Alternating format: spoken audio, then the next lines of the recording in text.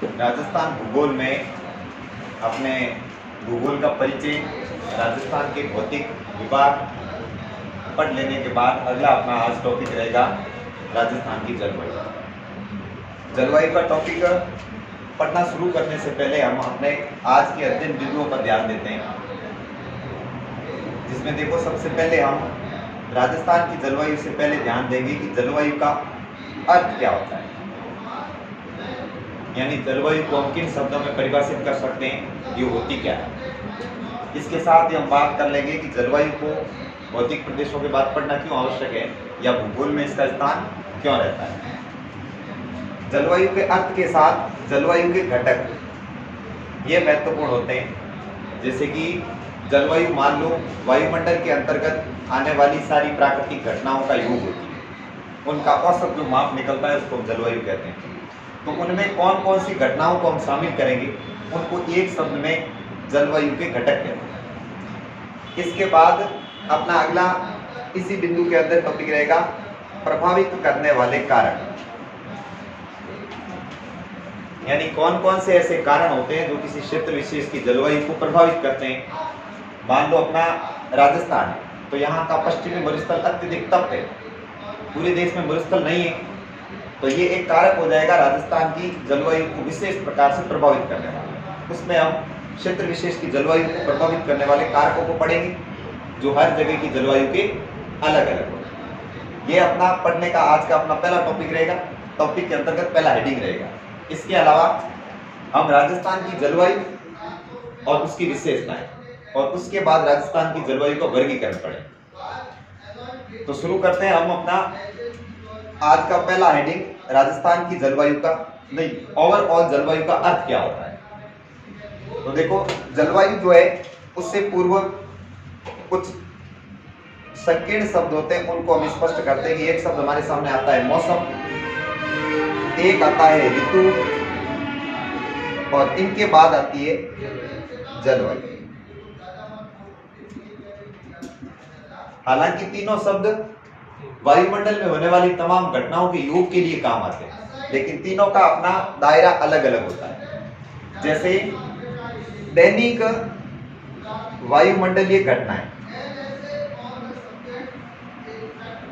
हमारी पृथ्वी के वायुमंडल में दिन प्रतिदिन की जो घटनाएं होती है, 1 या 2 दिन की, 24 घंटे की, 48 घंटे की, उस तक के बदलावों को हम मौसम के अंतर्गत रखते हैं। मौसम जो है ये अरबी भाषा का शब्द है। प्रश्न बनने की जो संभावनाएं होती है उसको हम बीच बीच में ऐसे लेते रहेंगे।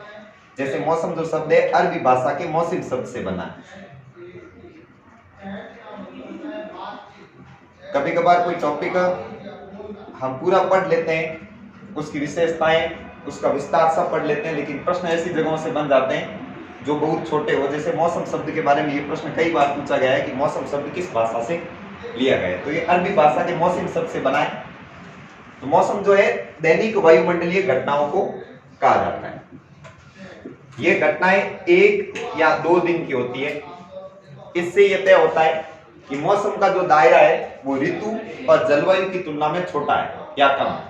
हम कह सकते हैं 1-2 दिन में बारिश का मौसम रहा, 3-4 दिन तक सर्दी का मौसम रहा, या आज का मौसम थोड़ा गर्म है, लेकिन हम ये नहीं कहते कि ऋतु गर्म रहे। ऋतुओं को हम नाम देते हैं कि वर्षा ऋतु, शरद ऋतु या फिर शीत ऋतु। ऋतुओं का जो काल होता है मौसम की अपेक्षा दीर्घकालीन होती है। मौसम की अपेक्षा दीर्घकालीन घटनाएं।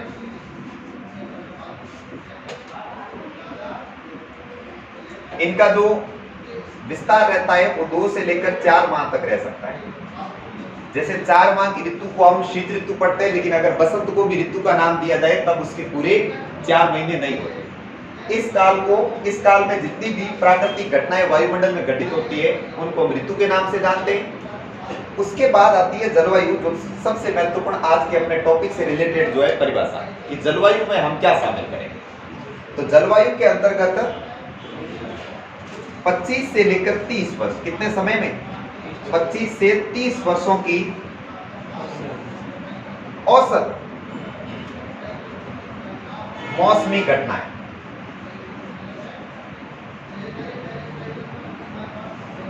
किसी क्षेत्र विशेष में बीते 25 सालों में या 30 सालों में मौसम लगातार कैसा रहा, वो तय करता है कि किसी क्षेत्र की जलवायु कैसी है।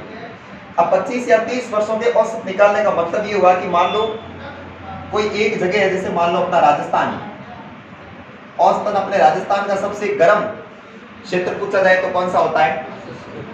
ये होता है जैसलमेर का क्षेत्र। जैसलमेर का अधिकतम बार फलोदी या फिर थोड़ा इधर उधर हो जाता है, लेकिन कभी कभार हम देखते हैं कि तीसरे या चौथे वर्ष या 5वें वर्ष कभी कभार चूरू को भी सबसे गर्म जिला नोट किया जाता है। तो औसत लेने का मतलब है कि 25 से 30 सालों में सर्वाधिक बार सबसे अधिक तापमान कहाँ का नोट किया गया। तो ये जैसलमेर फलोदी का नोट हुआ, इसलिए हमने इसको सबसे गर्म स्थान घोषित किया।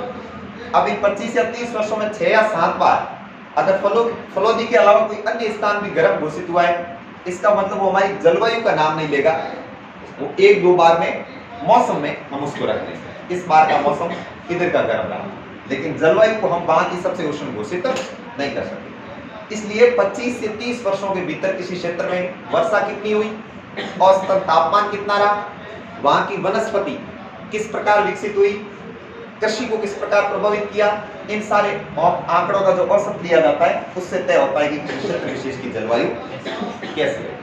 तो जलवायु को हम इसी तरह परिभाषित कर सकते हैं कि 25 से 30 वर्षों की औसत मौसमी घटनाएं जो पृथ्वी के वायुमंडल में घटित होती है।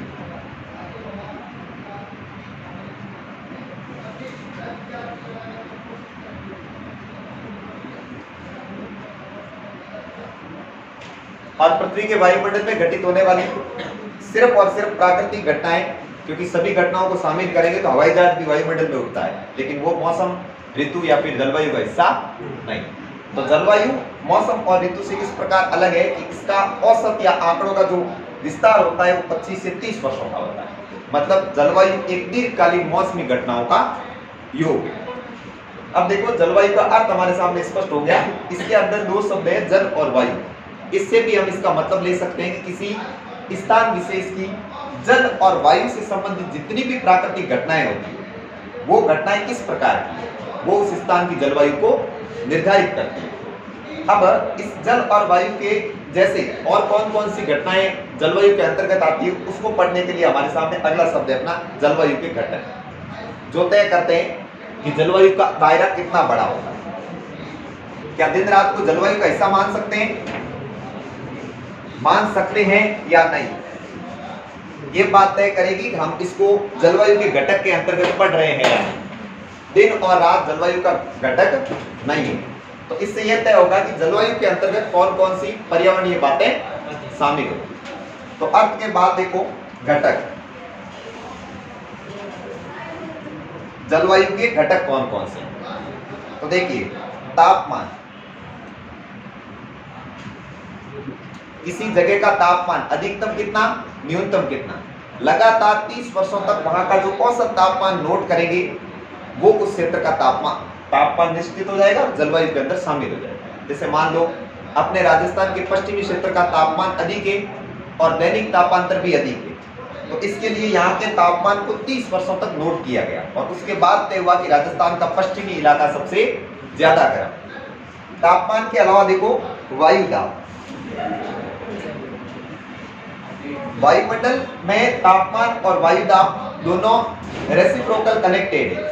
इन दोनों का व्युत्क्रमानुपाती संबंध होता है कि जब तापमान बढ़ता है तब वायु दाब घटता है और वायु दाब उच्च तब रहता है जब दिन ठंडे होते हैं, सूर्य ज्यादा नहीं तपता।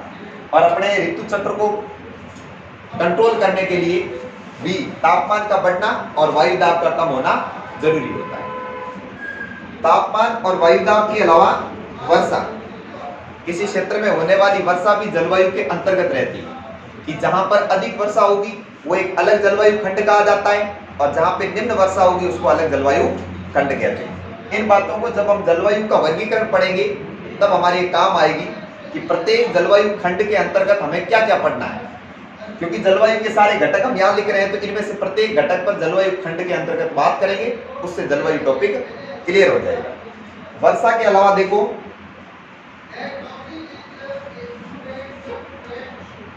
शीत उष्ण, हालांकि शीत उष्ण का संबंध तापमान के बढ़ने या घटने से ही है, लेकिन फिर भी वहां पे सर्दी कितनी पड़ती है और गर्मी कितनी पड़ती है, यह भी महत्वपूर्ण होता है। आर्द्रता, आर्द्रता या ह्यूमिडिटी का मतलब है वायु के अंदर घुले हुए पानी की जो मात्रा होती है उसको आर्द्रता कहते हैं। यह आर्द्रता शुष्क क्षेत्रों में कम और आर्द्र क्षेत्रों में अधिक होती है, यानी जहां पर वर्षा कम होती है वहां पे आर्द्रता मिट्टी में वायु में कम पाई जाती है, और जहां पे वर्षा का औसत मान अधिक रहता है वहां पर आर्द्रता अधिक रहती है। ये अपने कुछ जलवायु के घटक हैं जिनसे तय होता है कि किसी क्षेत्र विशेष की जलवायु कैसी है।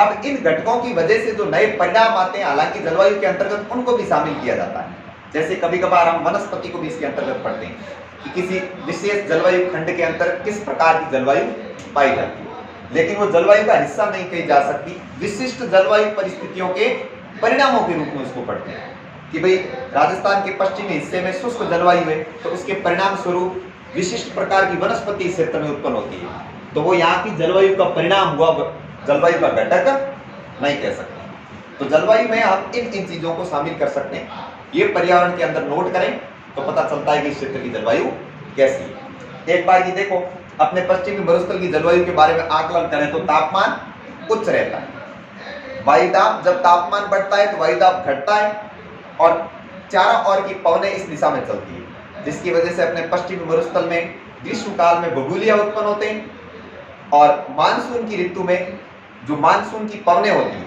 उसका इस दिशा में आना भी निम्न वायुदाब के क्षेत्र का कारण होता है।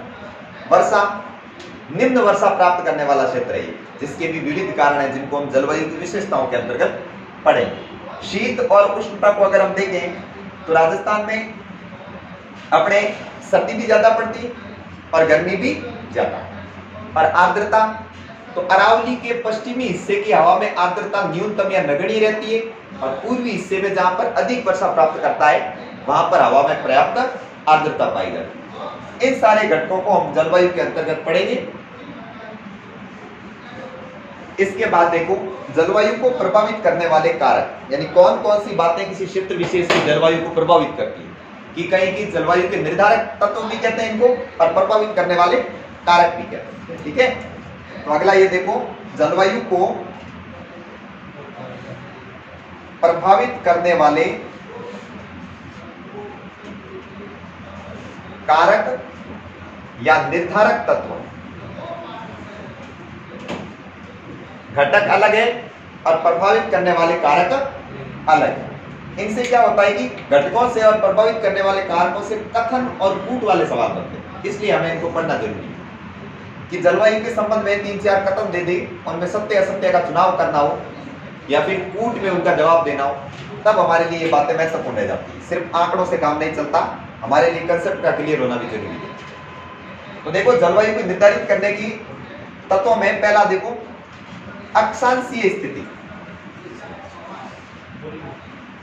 राजस्थान के भूगोल को पढ़ते समय हमने देशांतर और अक्षांश रेखाओं की उपयोगिता के बारे में बात की थी। तो अक्षांशों के संबंध में हमने ये देखा था कि ऋतुओं के निर्धारण में और जलवायु के निर्धारण में अक्षांशीय रेखाओं का महत्व रहता है, कि कोई क्षेत्र विशेष कौन से अक्षांशों पर स्थित है, इससे हम प्रथम दृष्टि ये अनुमान लगा सकते हैं कि वहां पे गर्मी कितनी पड़ती होगी। अक्षांशीय स्थिति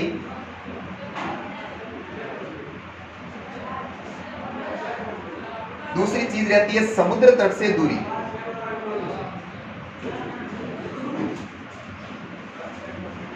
जो क्षेत्र समुद्र तट के जितना अधिक निकट होगा वहां पर वर्षा अधिक होती है, और जो क्षेत्र समुद्र तट से जितना ज्यादा दूर होता है वहां तक मानसून कभी पहुंचता है और कभी नहीं पहुंचता। अपने राजस्थान में कम वर्षा का एक महत्वपूर्ण कारण यह भी है कि राजस्थान समुद्र तट से काफी दूर है। फिर देखो, भौगोलिक उच्चावच।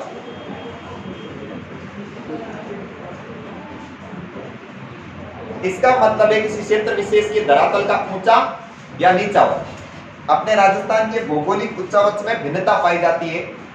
अरावली पर्वतमाला अत्यधिक ऊंचा, पठार मध्यम, मैदान नीचा और मरुस्थलीय भाग बहुत ही ज्यादा उबड़ खाबड़, कहीं पे ऊंची जगह कहीं पर नीचे। इस कारण से भौगोलिक उच्चावच भी राजस्थान में जलवायु को प्रभावित करता है कि अरावली की अत्यधिक ऊंचाई और मानसून के समांतर होने के कारण वर्षा जो है पश्चिमी राजस्थान में कम पहुंच पाती है और पूर्वी और दक्षिणी राजस्थान में प्रचुर वर्षा होती है। तो उसका कारण कौन हुआ? अरावली। तो भौगोलिक उच्चावच में हम इन बातों को शामिल करते हैं। फिर पर्वत श्रेणियां, हालांकि पर्वत श्रेणी को हम चाहे तो भौगोलिक उच्चावच के अंतर्गत शामिल कर सकते हैं, लेकिन पर्वत श्रेणी विशिष्ट योगदान देती है वर्षा के आने या न आने। जैसे अभी हमने बात की है कि अरावली का एक हिस्सा राजस्थान के जो पश्चिमी क्षेत्र में रहता है और दूसरा हिस्सा जो पूर्वी क्षेत्र में रहता है, इन दोनों क्षेत्रों में भी वर्षा का बहुत ज्यादा अंतर रहता है। पूर्वी क्षेत्र वाला जो अरावली का हिस्सा रहता है, पूर्व और दक्षिण का, वहां पर अत्यधिक वर्षा प्राप्त होती है, जबकि दूसरी तरफ का जो पश्चिमी रेगिस्तान की तरफ हिस्सा पड़ता है उसको हम अरावली का वृष्टि छाया प्रदेश कहते हैं, वहां पर वर्षा कम होती है। यानी पर्वत श्रेणियां किसी जगह के जलवायु को प्रभावित करती है।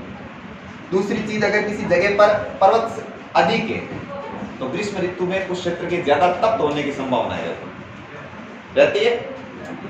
इसके अलावा देखो वनस्पति का अधिक होना, कम होना या न होना, यह भी जलवायु को प्रभावित करता है। हम देखते हैं कि वनस्पति का अधिक होना वर्षा को आमंत्रित करता है और वनस्पति का अभाव कम वर्षा का कारण होता है। ये जो है जलवायु के लगभग निर्धारक तत्व हैं या प्रभावित करने वाले। समुद्र तल से ऊंचाई भी इसके अंतर्गत रखी जा सकती है। समुद्र तल से ऊंचाई, अगर कोई क्षेत्र समुद्र तल से अत्यधिक ऊंचाई पर है तो वहां पर वायुदाब कम रहता है, मानसूनी हवाएं वहां तक नहीं पहुंच पाती है। उदाहरण के लिए हिमालय पर्वत, मानसून की वर्षा हिमालय की तरफ जा ही नहीं पाती, हिमालय के पांवों से टकराकर वहीं पे रुक जाती। क्योंकि देख सकते हैं कि राजस्थान से मानसून के समांतर अरावली के होने के बाद अगर अरावली को क्रॉस करके वर्षा पश्चिमी रेगिस्तान तक नहीं पहुंचती है, मतलब ऊंचे क्षेत्रों में समुद्र तल की ज्यादा ऊंचाई होने पर वहां पर वर्षा नहीं पहुंच पाती। यहाँ की हवाएं अलग होती है, यहाँ का तापमान न्यून होता है, ये अलग अलग भौतिक दशाएं जो है जलवायु उत्पन्न करती है। ये सारी बातें किसी क्षेत्र की जलवायु को निर्धारित करती हैं। अब इन सभी बातों को अगर राजस्थान पर लागू करके देखें तो पहली दृष्टि में अपने को राजस्थान की औसत जलवायु का ज्ञान हो जाता है कि यहाँ पे जलवायु कैसी है। कि अक्षांशीय स्थिति राजस्थान की देखें तो राजस्थान उत्तरी गोलार्ध में कर्क रेखा पर स्थित है, कर्क रेखा से भी ऊपर, मतलब उपोष्ण कटिबंध में स्थित है, यानी सूर्य की किरणें वहां पर सीधी नहीं पड़ती है। दूसरी चीज, समुद्र तट से ज्यादा दूरी होने के कारण वर्षा कम प्राप्त होती है। तीसरी बात, भौगोलिक उच्चावच में विविधता होने के कारण एक जैसी जलवायु भी पूरे राजस्थान में नहीं है। राजस्थान में जितना भौगोलिक उच्चावच की विविधता है उतनी ही जलवायु की भी विविधता है। पर्वत श्रेणियां राजस्थान में एकमात्र विस्तृत पर्वत श्रेणी है और वही जलवायु को पूरी तरह से प्रभावित करती है। अरावली करती है, जल विभाजक रेखा के रूप में भी काम करती है और मानसून को पश्चिमी रेगिस्तान में आने से भी रोकती है। फिर वनस्पति, ये पर्वत मतलब भौगोलिक उच्चावच अलग अलग विभिन्न भौतिक प्रदेश और फिर जलवायु के विविधता के कारण वर्षा कम पहुंचने के कारण राजस्थान में वनस्पति भी अलग अलग जगह पर अलग है और जिन क्षेत्रों में वनस्पति कम है वहां पर वर्षा नहीं पहुंच पाती। तो वर्षा का न पहुंचना भी जलवायु को प्रभावित करने वाला एक घटक है, मतलब जलवायु वनस्पति जलवायु को प्रभावित करती है। और फिर है समुद्र तल से ऊंचाई। तो राजस्थान के जो क्षेत्र समुद्र तल से सबसे ऊंचे है उस स्थान का नाम माउंट आबू, और माउंट आबू राजस्थान में सर्वाधिक वर्षा प्राप्त करने वाला स्थान, मतलब समुद्र तल से ऊंचाई जलवायु को प्रभावित करती है।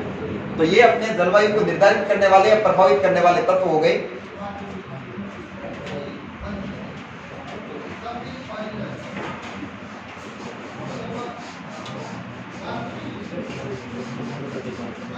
अब ये तत्व सिर्फ राजस्थान की जलवायु को प्रभावित करने या राजस्थान की जलवायु के साथ पढ़ने की जरूरत नहीं है। जहां कहीं की भी जलवायु का अध्ययन किया जाता है वहां पर हमें इन प्रभावित करने वाले तत्वों को पढ़ना ही होता है, इनके बिना जलवायु को निर्धारित नहीं किया जा सकता। इसके बाद हमें सीधा राजस्थान की जलवायु पर चलना है।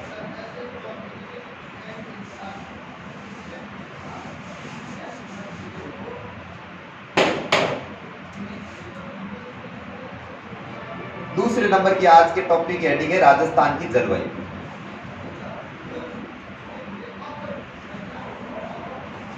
राजस्थान की जलवायु को कुछ औसतन एक नाम देने से पहले हम राजस्थान की जो अक्षांशीय स्थिति है उसको एक बार समझते हैं। किन अक्षांशों में राजस्थान स्थित है, उससे हमारा बड़ा अनुमान लग जाएगा। बिना बोर्ड पर पढ़े या बिना शब्दों में पढ़े हम इसको देख सकते हैं। जैसे देखो,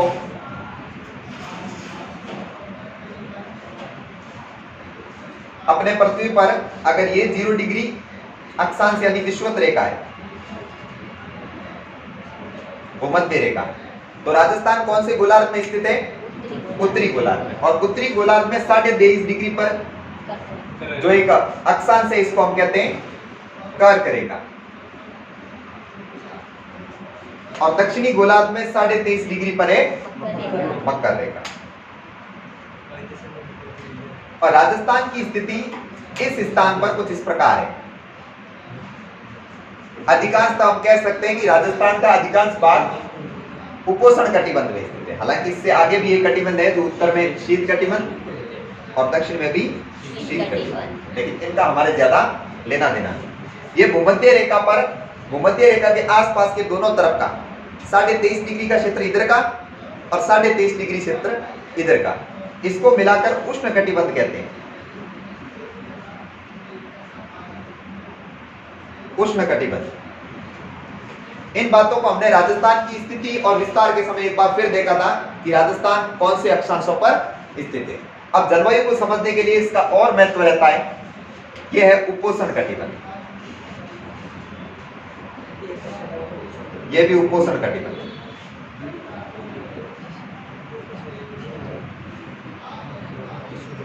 शीत कटिबंध। अब देखो, राजस्थान की स्थिति उष्ण कटिबंध से दूर है, लेकिन फिर भी राजस्थान की जलवायु बहुत ज्यादा गर्म है। तो इसका अर्थ हम ये भी कह सकते हैं कि राजस्थान की जो जलवायु है उष्ण कटिबंधों से मिलती जुलती है। इसका कारण हमारे यहाँ की विशिष्ट भौगोलिक परिस्थितियां हैं जिनको हम देखते हैं। अब देखो, सूर्य जो है वो राजस्थान के निकट किन समय में आता है और किस समय राजस्थान से सर्वाधिक दूर रहता है, इससे भी हमें ऋतु निर्धारण में और जलवायु निर्धारण में मदद मिलती है। हमने राजस्थान के विस्तार में और राजस्थान के परिचय में एक बार देखा था कि भाई राजस्थान में जो सूर्य की सबसे सीधी किरणें पड़ती है, सबसे बड़ा दिन होता है 21 जून को होता है। इसका अर्थ ये हुआ कि जो कर्क रेखा है उसके ऊपर सूर्य सीधा किस दिन को चमकता है? 21 जून। इसको समझने से पूर्व देखो, विषुवत रेखा के ऊपर 21 मार्च का सूर्य सीधा चमकता है। यानी सूर्य विषुवत रेखा पर किस तारीख को होता है?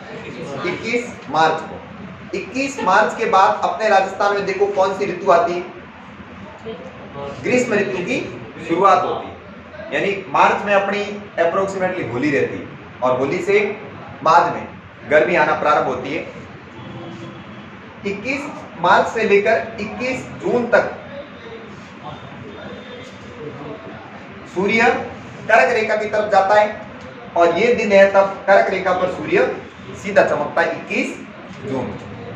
अब 21 जून के बाद एक ऋतु राजस्थान में समाप्त होती है, ग्रीष्म ऋतु। इस समय के करीब हमारे यहाँ पे मानसून का प्रवेश हो जाता है। 1 जून को केरल से शुरू होकर जून के अंतिम दिनों तक राजस्थान के सभी हिस्सों में मानसून आ जाता है। अगर आना होता है तो, और नहीं आना है तो अकाल रहता ही। यहाँ के अधिकांश हिस्सों में वर्षा कम ही होती है।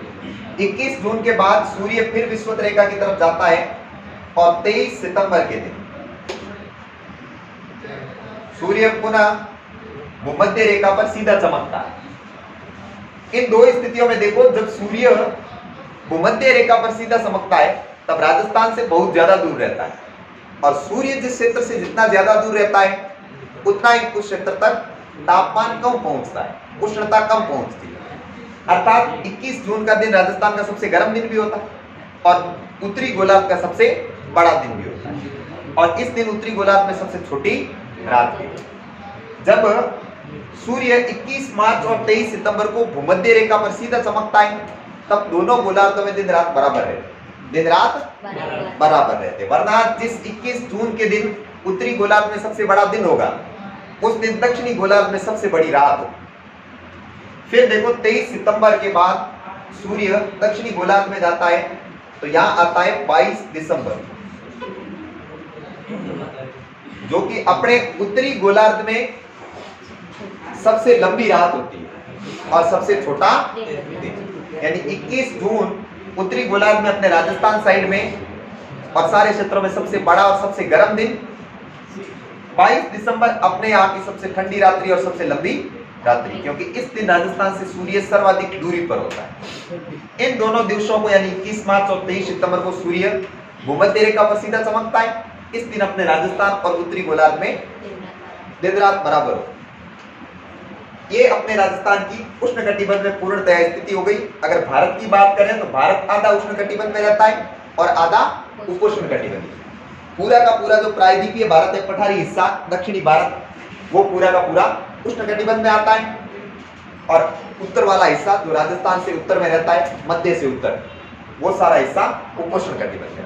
राजस्थान की अक्षांशीय स्थिति जलवायु के निर्धारण में बहुत ज्यादा महत्वपूर्ण है, क्योंकि व्यक्तिगत वर्गीकरणों को जब हम पढ़ेंगे तो व्यक्तियों ने जो जैसे कि कोपेन, त्रिवार्ता और थॉरनबर्ग, तीनों के वर्गीकरण हम राजस्थान की जलवायु के वर्गीकरण के अंतर्गत पढ़ते हैं। तो इन तीनों व्यक्तियों ने सिर्फ राजस्थान की जलवायु का वर्गीकरण नहीं किया, बल्कि विश्व स्तर पर अधिकांश क्षेत्रों की जलवायु का वर्गीकरण किया।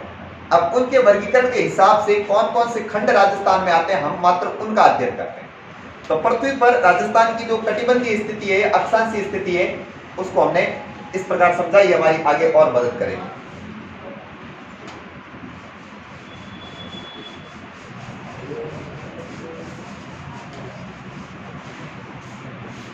राजस्थान जिन कटिबंधों में स्थित है, उन कटिबंधों के हिसाब से राजस्थान की जलवायु